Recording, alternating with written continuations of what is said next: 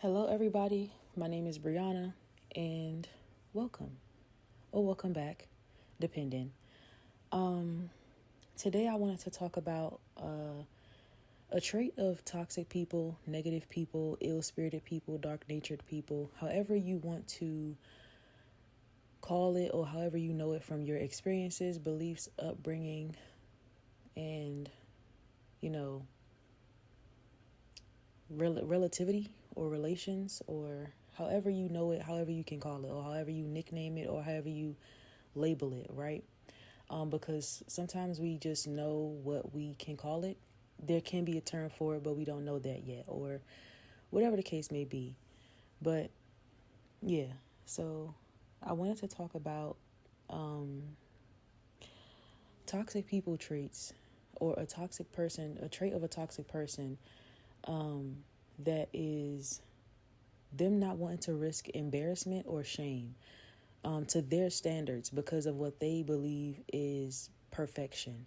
So, toxic people are very bold, toxic people are very overbearing, toxic people are monitoring, toxic people are intrusive, toxic people are arrogant, toxic people are in your business, nosy, very controlling, very dominant, very aggressive or passive aggressive. But what they will always draw the line at is I will not do what is not going to make me look perfect. I will not do what is not going to keep me in my images that I have portrayed in front of people or before people in all these different facets of life, in all these different aspects and forms and fashions. I wrote it down so that I could talk about it. Toxic people are so bold, but they want others to do or handle their things or their stuff or their daily tasks because they do not want to, because of their fragility and not wanting to risk embarrassment or shame. Perfect to them is pertaining to every aspect of being and doing. This is life and other areas and other things that make up life or life's daily experiences. Responsibility is not perfection to them because it can be linked back to that embarrassment. There was an instance or many instances where I have done things for people and it seems like, oh yeah, like it's just, you're being nice, or you are helping somebody, or you are being caring. But then when you look back, it's just like, it was something so simple. It was something so small. It was something so regular. You know what I mean? Like going to do a grocery pickup, or going to get your kids, right? Or going to drop off your kids, or going to walk in the store with your kids, or going to return an item back to the store, or going to ask somebody at customer service for help. All of those things for a toxic person link back to embarrassment. They link back to shame because you don't want people looking at you. You don't want people looking down at you. You don't want people, you don't want to not be seen as flawless or top dog or ahead of things. So that's not perfect to them. So that goes back to embarrassment and shame for them. That goes back to their fragility, and they have to protect that at all costs. It's like people with a few screws loose try to do so many things to make it seem like their life is all together. Like toxic people are trying to protect that fragility. They are always trying to do or gather or control as much as they possibly can, but you can't control other people. You can't control nature and how the flow of life works for different people. Like everybody is living their own life, and there's so much going on in the world, and you can't control everything, and you can't control everything of every one person, right? Like even one person, you have all these things going on, and they can't control your emotions. They can't tame your sanity or try to get some type of look inside of your brain, right?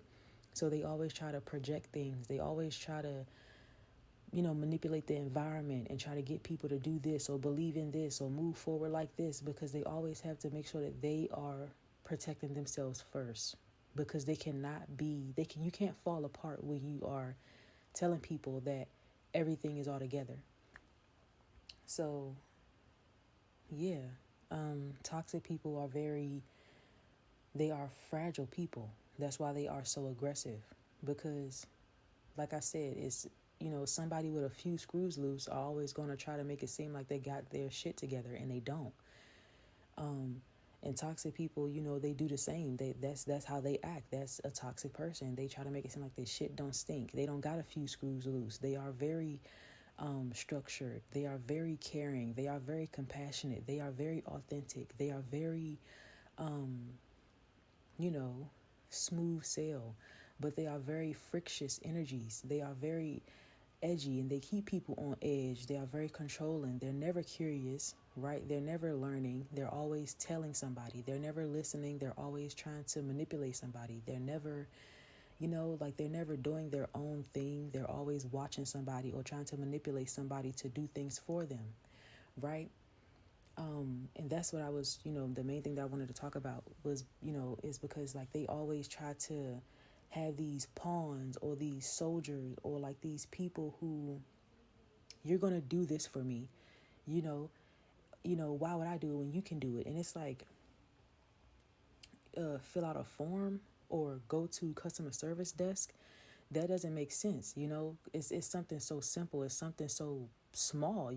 Anybody can ask for help. There's like nothing wrong with asking for help. And but to them that's like shame. I don't want to be seen asking for help because I'm the one in control. I'm the one that's smart. I'm above everybody. I'm the one, the wise, right? The man, the myth, the legend, living here before everybody. It's like, okay, but you can ask for help. You know what I mean? So it's so weird, because this is something that they always throw on people to be like a guilt trip, is that they were also traumatized. And it's like, okay, well, there's good and bad people, and bad people or toxic people or however you know it, or, label it as, they don't think that they can be harmed. They think that they are God amongst men. They think that they are untouchable, and they can also be victims as well. They can also be exploited. They can also be shitted on. They can also be cut from that job. They can also be a part of a smear campaign, right? They can also be treated like the black sheep or the outcasted person, especially when the original person has had enough, or goodness forbid has killed themselves because they were pushed to that point. If there's no point of, or if there's no point of escape, and the only way of escape is out of this life, then oh well. And that's how toxic people look at it. But toxic people will abuse other toxic people, especially those who are trying to be like chameleons and be very passive or passive aggressive. And it's like you will almost always first be taking place of that person who was the black sheep, right? Who was originally supposed to be the black sheep or stay the black sheep, and they have left, or they ran away, or they emancipated themselves, or they went no contact, or whatever the case may be, or they went to college on campus, or they went into teaching overseas, whatever the case may be, that was their point of escape. The passive toxic person will take that place, but not even in a family environment, but just in society. Like when there's no person to be the punching bag, they will rely on each other for that supply. And so when toxic people try to use that excuse of, oh, I was traumatized just like you, it's like that's not how trauma works. You don't use it as some type of trophy. You try to heal from it. That's not something that you just stick to. That's not something that you just wave around when you don't get your way. That's very scary. No good person would do that. Only a bad person who has been victimized would do that. Trauma is not a tactic that you just put into, you just put it into this enforcement when you want to do something or get something from somebody. That's very weird. It's very manipulative. So when toxic people try to guilt trip you as like, oh, I've been traumatized too, or I've been through worse trauma, and it's just like, okay, that's also not how trauma works. It's not a pissing contest. So, and if you are so traumatized, then you wouldn't even be out in public. If you were so traumatized, then you wouldn't even be trying so hard to hurt somebody else's feelings using said trauma. If you were so traumatized, you would have healed from it instead of using it as a strategy to get what you want because you don't want to feel not perfect enough or not good enough, i.e., going to the customer service desk and asking somebody for help because you are always seen as the person in control and smarter than everybody. So it's just like, or that's how they view themselves, as being in control and smarter than everybody. Toxic people cannot risk embarrassment. They cannot risk shame. They cannot risk or don't care for not being perfect. In their head, we're living their reality, right? And we're all watching them. We're all like paparazzi to them. So everything to them is embarrassment or shame. Everything to them is ugly or disgusting or not good enough or not conventional or not good or godly. And it's just like, that's not how that works, right? And this is when you can see them trying to control everything or manipulate everything. And it's just so not good. Like, it's just not good because anybody in that ring of hell is going to get that hellacious behavior, right? You're going to get that coming back to you. You're going to get that disrespect. You're going to get that control. You're going to get that aggressiveness. Like, why are you not doing this? And why did you do this? You're going to get pressured like rapidly into doing things and choosing things that that is like, if you were listening to yourself and you had that peace in your mind to hold on to your sanity, you would have chose the right thing. You would have chosen the right, the right way or the right item or the right path or the right option or whatever was best for you. But they pressured you and they put all these things into your head and like rapid fire spitting things out just randomly and, to make you choose this and choose that and choose this and choose that. And it's like, okay, calm down. Very controlling, very fragile people. And that is not to say that you should have compassion for them and take up on that guilt trip. That is to tell you that this is how they move and these are their tactics. They use empathy. They want to make you vulnerable because if they have you vulnerable, you can be a puppet. They can puppeteer very easily. So somebody being fragile is not a sign of a good thing. Somebody being fragile is they will do anything. They will do anything. It's like when somebody is talking about how you should be adaptable like water, or you should be easygoing or easy flowing with life like water. Well, when it comes to a bad person or a toxic person or a negative person or an ill-natured person or a dark-spirited person or however you know it or label it as, these people are like chameleons, not water. There's no way that you're going to tell me that is water. You know what I mean? Like, water adapting, there's different minerals, there's different algae, there's different health benefits for different animals. You know what I mean? Like, water being adaptable can be frozen, it could be solid, it could be slushy, it could rain, snow, hail, right? We see this and we know this. Rain being adaptable is like, it's nature, right? It flows. But toxic people don't do that. They manipulate things. They go against nature. They don't like it. They resist it. And so when you come across somebody who is as fragile as wanting to create their own nature against nature, they're so harsh about it. Don't want to be empathetic with these type of people. Just do not engage. Another thing to take note of is how they are always luring people. So do not take up on proving yourself or explaining yourself or apologizing on their behalf or doing things for their comfort or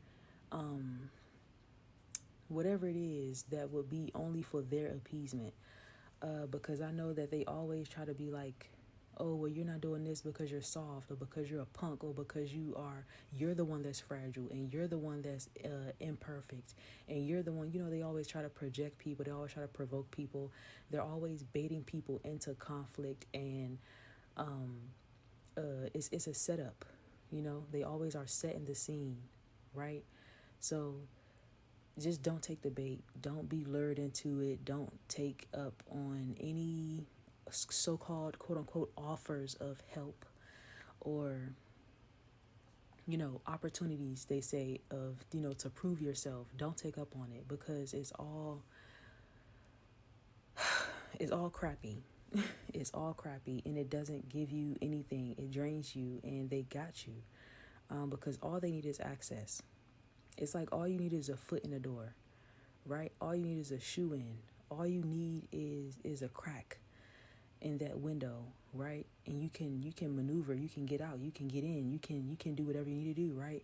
That's all they need to do. That's all they need. That's all they need is one little thing from you.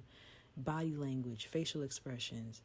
You have to, what is it? It's like you have to play the game to beat the game.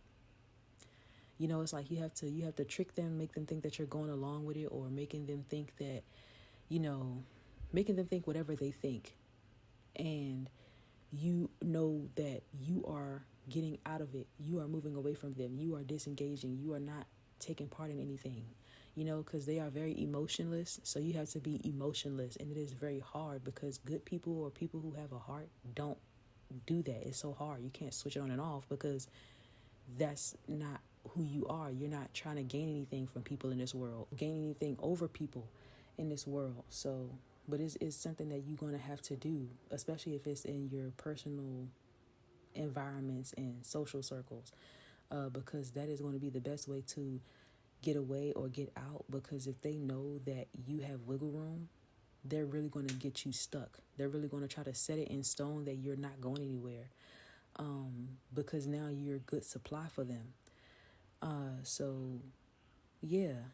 If you are a giving person or a helping person, just treat them like anybody. Like I help you, hey, hi, hello, how are you doing? Bye, see you later, or see you never.